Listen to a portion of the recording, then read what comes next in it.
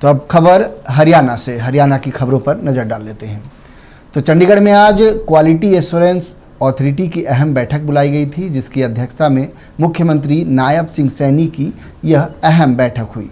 इस बैठक में हरियाणा सचिवालय में कई अहम मुद्दों पर बातचीत हुई, साथ ही संबंधित अधिकारियों को दिशा निर्देश दिए गए।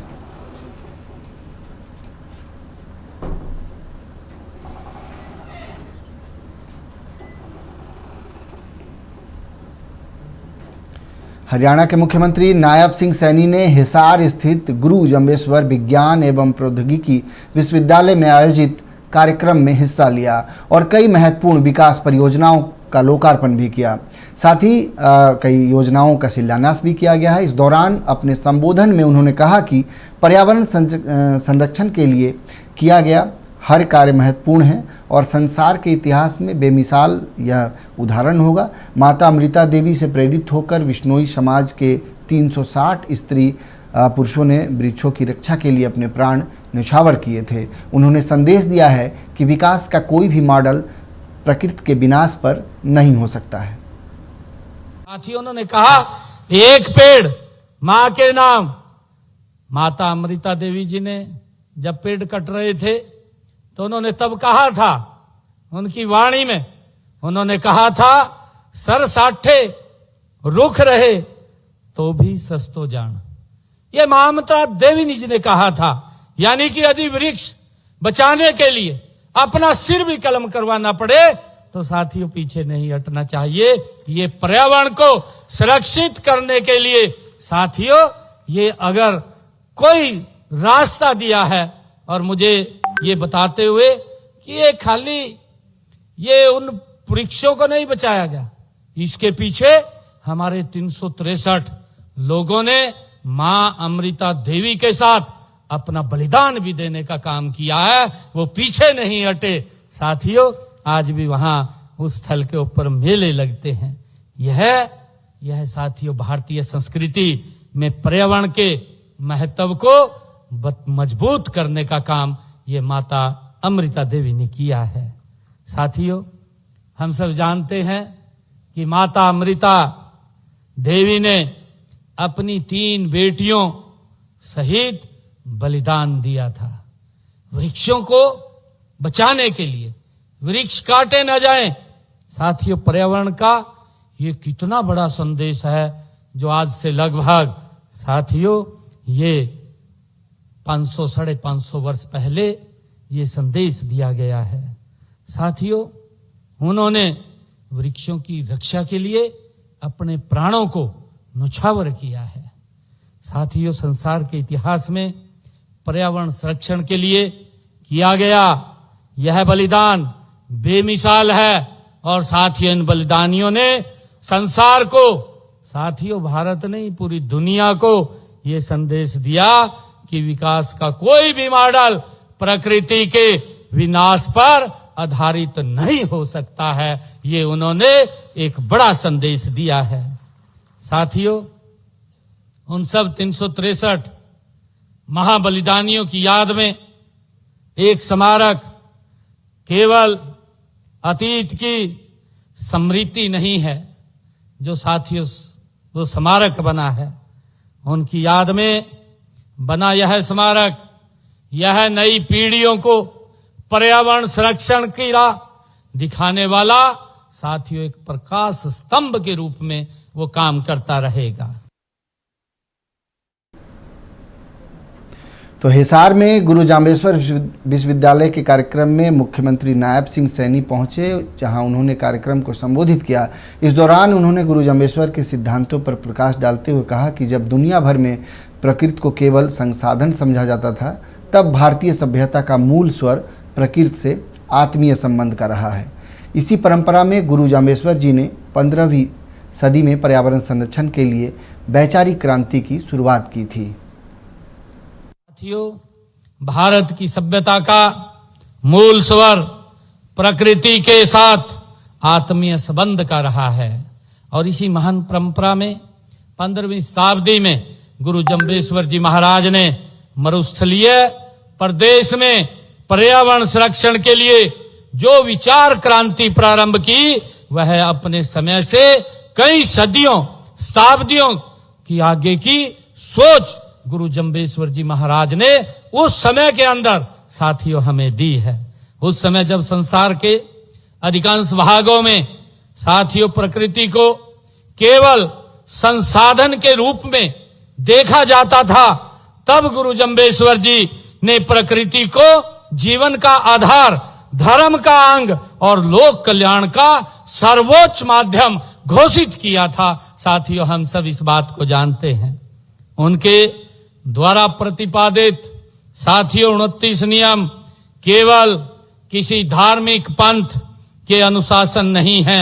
ये नियम मानव जीवन, पर्यावरण संतुलन, सामाजिक समरसता और जैव विविधता, पशु करुणा, जल संरक्षण, स्वच्छता, संयम और नैतिक जीवन के मूल्य सिद्धांत हैं।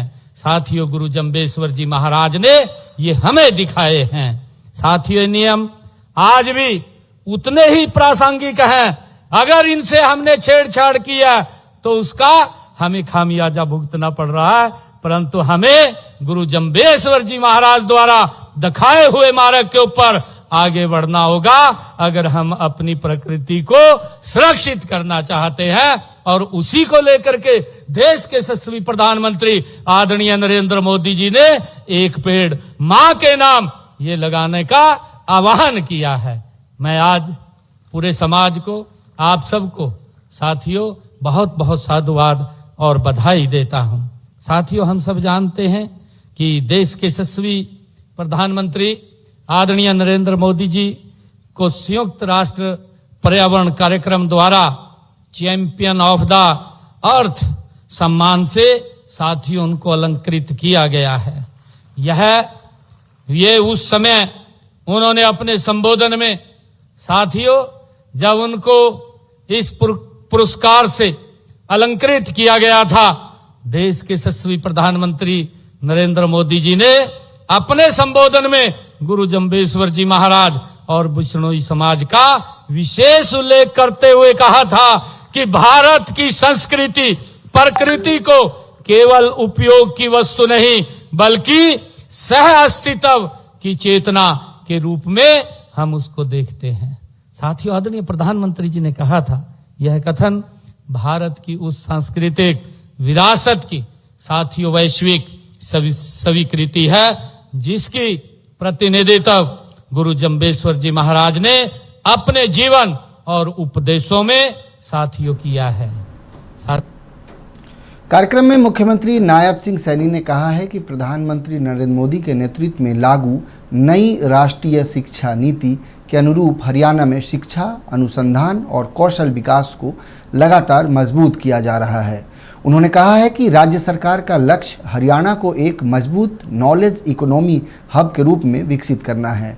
इसके लिए विश्वविद्यालयों और अन्य शिक्षण संस्थानों में आधुनिक बुनियादी ढांचे और विकास पर तेजी से काम किया जा रहा है, जिससे विद्यार्थियों को बेहतर शिक्षा, शोध और नवाचार के अवसर मिल सके।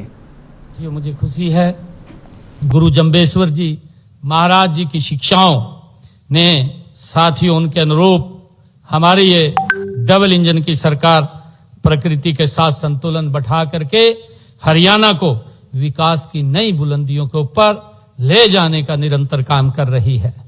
साथियों गुरु जम्बेश्वर जी महाराज की शिक्षाओं के अनुरूप साथियों हम आगे बढ़ रहे हैं और इसका मुख्य उद्देश्य ऐसे चरित्रवान, संवेदनशील और जागरूक समाज का निर्माण करना है जो तकनीकी रूप से सक्षम होने के साथ साथ साथियों अपनी सांस्कृतिक व प्रकृति के प्रति भी पूरी तरह सजग हो।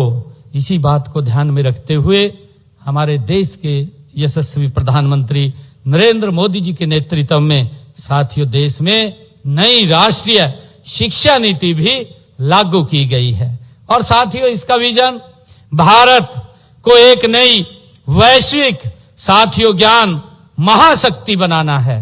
साथियों मुझे खुशी है कि नई शिक्षा नीति के उत्कृष्ट क्रियान्वयन में इस विश्वविद्यालय के अनुकरणीय साथियों उदाहरण प्रस्तुत किया है और इसके लिए जीजेयू मैं गुरु जम्बेश्वर यूनिवर्सिटी को हरियाणा द्वारा एनईपी साथियों implementation excellency award 2025 gold category से इसको नवाजा गया है। ये हम सब के लिए साथियों गर्व की बात है।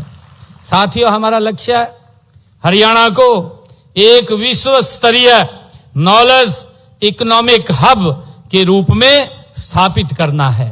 साथियों, इसी उद्देश्य से हम राज्य के शिक्षा पारिस्थितिक तंत्र को रीडिजाइन, रीइमेजिंग और री इन्वेस्ट के रूप में के सिद्धांत का नया आकार साथियों दे रहे हैं और इसके तहत राज्य के विश्वविद्यालयों तथा उनके संबंध महाविद्यालयों में राष्ट्रीय शिक्षा नीति के अनुरूप व्यापक रूप से साथियों उसमें सुधार लागू किए जा रहे हैं।